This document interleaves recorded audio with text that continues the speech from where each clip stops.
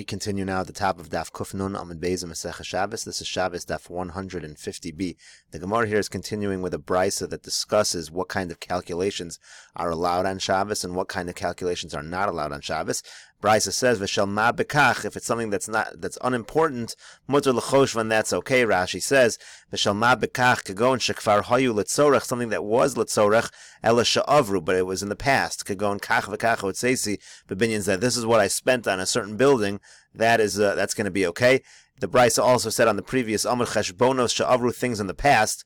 Lakamon Mukila. Now the Gemara later is going to ask on this because it says in one place that if it's in the past it's okay, and then it says if it's in the past it's not okay. So the Gemara is going to say later the lo avru lagamri. When we say it's not okay, that's when it's not totally in the past. Shadayin schar hapoalim olav. He still has to pay the workers. Shelo nosnu lah, and he didn't pay them yet. V'shal ma bekach sha'avru lagamri. The word ma bekach in the Brisa means it's completely in the past. Ve'ein schar poalim olav. He doesn't know anything, so that would be okay.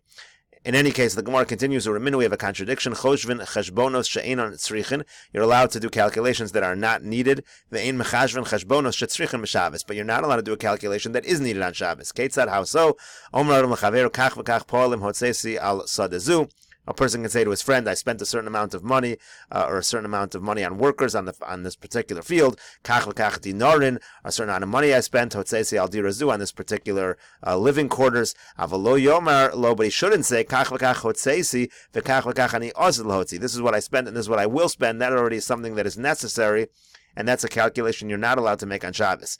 So in any case, the Gemara here is asking, Kach v'kach hotzesi, Rashi says, alma avru mutarin. The implication of this brisa is you're allowed to say kach v'kach hotzesi. You're allowed to say past cheshbonos of the past. And the last brisa said you're not allowed to say cheshbonos of the past. And the Gemara says, well, but according to you, the first brisa itself is contradictory, as we just noted. It says cheshbonos she'avru in the past are a problem, but then it says ma bekach, which is also in the past, is okay. So you don't even need a question from a second brisa. The first brisa itself has a certain contradiction in terms of whether it's permitted or whether it's not permitted. Cheshbonos she'avru. So the Gemara answers, as Rashi already told us, Eloha de'ika agra de'agira gabe.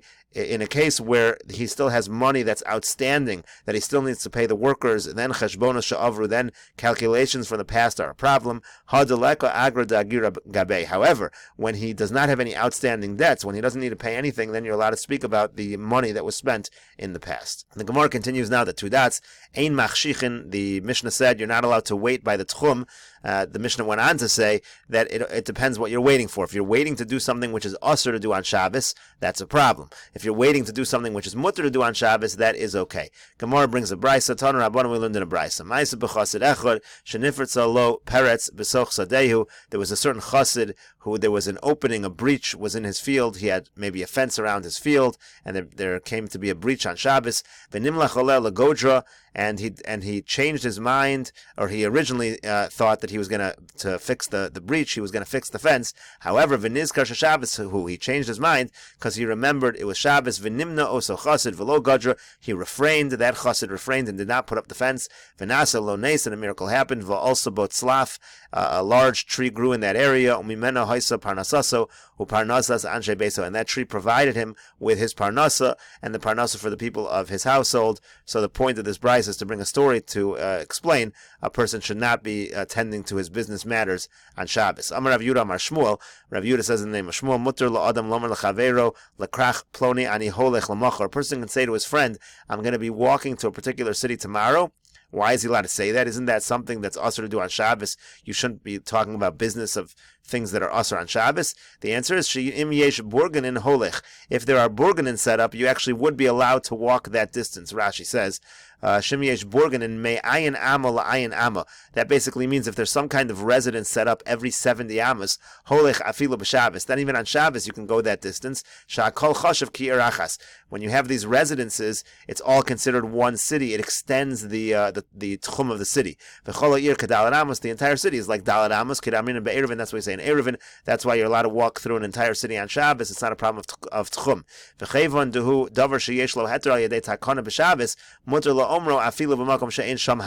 Since there is something that could be done to create a heter to walk this distance on Shabbos, even if that heter has not been set up, the fact that it's theoretically possible makes it that you're really talking about something that is mutter, so it's not a problem. So the Gemara now asks, Tanan, we learned in our Mishnah, Ein machshichin al tchum lischor poalim u'lahavi peiros. The Mishnah said you're not allowed to wait by the tchum to hire workers or to bring fruit. So the Gemara says, Bishlam lischor poalim de Shabbos lo matzi agar. I understand, like we said, when it comes to hiring workers, that's something you can't do on Shabbos, so you're not allowed to wait by the tchum to do that. Ela lahavi peiros, but to bring fruit, le moshem yesham mechitzas mevi. What's the problem here? You're not allowed to wait there to bring the fruit. Why is it a problem? In theory, there could be a way that bringing the fruit is okay if there would be walls up. If there would be walls up, it would not be a problem of carrying into Rosh Hashanah, and you wouldn't have a problem. Why don't we, if we're allowed to say that theoretically there's a way for this thing to be mutter, therefore it's mutter, why don't we apply that to this case? So the Gemara answers, Mashkachas la beperos ha-mechubarim. Simple answer, the Mishnah is not talking about fruit that's detached from the ground. We're talking about fruit that's attached to the ground, so there's no way around it. You're not allowed to cut the fruit on Shabbos, therefore you're not allowed to wait there for that fruit because you're waiting for something which is also to do on Shabbos. So the Gemara says, one second, Vatani Rav Oshia, but Rav Oshia brought down in a brisa, Ein machshichin al atchum lohavi tevin v'kash. Says you're not allowed to wait by the tchum to bring straw. So bishlam kash mashkachas lo b'mechuber. Now kash is a kind of straw that could be attached to the ground. Elo tevin hechi mashkachas lo, but tevin, that's something that's detached to the ground. Why not? Why wouldn't you be allowed to wait again? In theory, you could have mechitzos, so the carrying wouldn't be a problem. So you should be allowed to wait by the tchum to bring it in. Gemara answers mashkachas lo b'tivna sarya. We're talking about tivna sarya. That means it's bad straw. It's basically muksa, can't be used as food anymore. If it's muksa, you would not be able to bring it on Shabbos regardless. Therefore, you're not allowed to be machshich on the tchum for that item. Gemara continues, Tashma, bring a proof to this, machshichin al ha-tchum lefakeach al iskei kala ve'al iskei hames. It says you're allowed to wait by the tchum in order to tend to the matters related to a kala, to a bride, something related to marriage, or something related to the dead, to the burial of the dead. So the Gemara makes an inference. Al iskei kala v'mes in al iskei acher lo. You're allowed to wait in terms of something that has to do with a wedding or something that has to do with a funeral. That's okay. But if it was somebody else, it wouldn't be okay. So bishlam acher dumya de kala. Now, so we have to come up with a scenario here where there's something you're doing that's not allowed if it's somebody else. So what are we talking about? So I can come up with a case of somebody else similar to what you're doing for the kala. Mashkachas lo lemigza le'asa. For example, maybe you're cutting a hadas. The idea here is you're cutting some kind of leaf and you're using it. Rashi says the avdu la ginana da asa lakalsa. You're making something for the kala, a nice thing that she can wear, and that's something that's prohibited. Obviously, you're not allowed to cut a branch that's attached to the ground on Shabbos. So that would be a situation where for a kala the brisa allows it. That's a special circumstance. You can be machshich on the tchum in order to wait to cut that for a kala, but you're not allowed to do that in general because that's something that's prohibited. Elames ma'inihu. But what are we talking about when we're talking about a funeral? What are you waiting by the tchum to do exactly for the funeral? Lahavi lo aron v'tachrichin. Simple pshat is you're trying to bring, it's a carrying issue. You're carrying over either the casket or something that the mace is going to wear. The katani mace in aval acher lo, and it seems to be only allowed because it's a mace.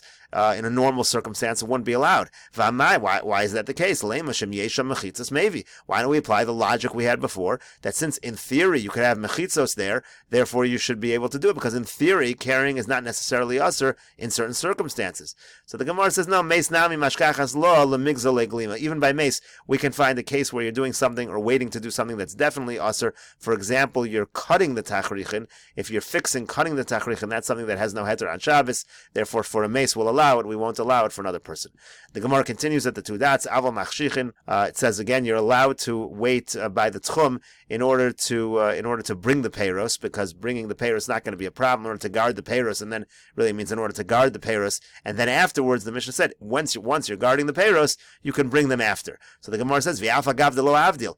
You haven't made havdalah, and now you're going to start doing malacha. How is that possible? Rashi here says, "V'alfa gavdelo avdil aseifa demasnisin metama." They're asking on the end of the Mishnah, "The katani umevi peiros biyado." It says again, if you're staying over there to guard the peiros, you can bring them after Shabbos. L'kotzatzan min hamechuber, and the implication here is, or the understanding is, you're even cutting these peiros from a chuber lakarka. It's not simply carrying; you're actually going to cut them below havdalah, but you haven't done havdalah. So how is it that you're allowed to cut these peiros if you haven't done havdalah? Havdalah? That's the question of the Gemara. So the Gemara says, V'amar Rabbi Elazar ben Antignus mishum Rabbi Eliezer ben Yaakov. Rabbi Elazar ben Antignus says in the name of Rabbi Eliezer ben Yaakov, Asur lo la'adam sheyaseh chafotzav kodem sheyavdil. It's prohibited for a person to tend to his business before Havdalah. So why is he allowed to cut these peiros after Shabbos if he hasn't done Havdalah? Maybe you'll answer he makes Havdalah in davening. But Rav Yehuda says in the name of Shmuel, Hamavdil b'tefillah, one who makes Havdalah in davening, there's still a requirement to make Havdalah over a cup, over a drink, a cup of wine, something like that. So it's he hasn't done that. And if you're going to try to answer that indeed he has made Havdalah on a kos besadamika, you think he has a cup of wine, you think he has a cup of grape juice or something he can make Havdalah on in the middle of a field, that seems very unlikely. So clearly, somehow he's allowed to do malacha without doing Havdalah. Gemara answers, Tirgama Rabbi Nasan bar Ami Kame de Rava. Rabbi Nasan bar Ami answered in front of Rava, Bein Hagitos Shanu. The case happens to be he's near the wine presses, he's between the wine presses, and therefore, indeed, there is a cup of wine available. Amar le Rabbi Abba Rav Ashi. Rav Abba said to Rav Ashi, b'mar Rava in the west, Amrin and Hachi. We just say as follows: Hamavdil ben Kodesh l'chol. We just say the words Hamavdil ben Kodesh l'chol just to show there's a distinction between Shabbos and the weekday. Ve'avdin on Sorchen, and even with that alone, we can do our malach on Shabbos. It's not a problem. Rashi says Ve'avdin on Sorchen ve'achar kachon mevarchen alakos bracha gemura de Havdalah.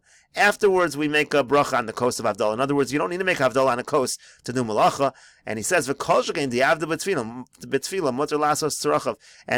says, that's if you say Hamavdil ben Kodesh l'chol. For sure, if you say Havdalah in davening, that's for sure going to be good, and you can do malacha v'chozer Hamavdil ala kos, and then you make Havdalah ala kos. This is what we rely on nowadays many times after Shabbos. You say Havdalah during davening, you don't say Havdalah over a cup of wine, then you drive home from shul. It's the same basic idea. It's learned from this halacha.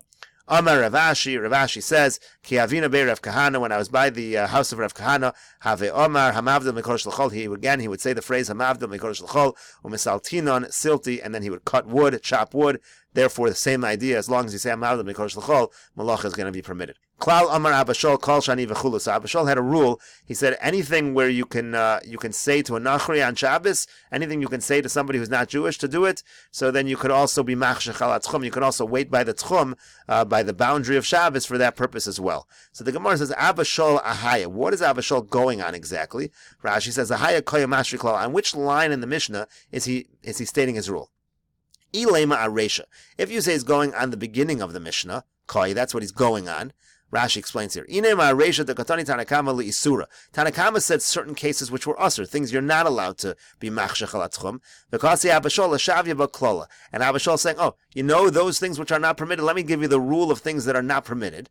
So imkain d'chlola d'isura. If he's giving a klal for things that are forbidden, havalei l'meimer behedya, he should have said it more explicitly. Kol she'eno zakoy b'amira. The phrase should have been, if I cannot say this, kagon elu she'eno rashay lomer l'chavero schorli polim. For example, you cannot say to your friend to hire workers, ohavi li peiros, or bring peiros l'matzai Shabbos from Matzai Shabbos. Again, I said to non-Jews, it was any statement. The truth is, the statement of Abashol was, anything you cannot tell your friend, tell someone to do on Shabbos, eino rashai lahachshech mi boile. You're not allowed to be machshech. It should have been in the negative. If this was going on that which is usher, the statement should have been phrased in the negative.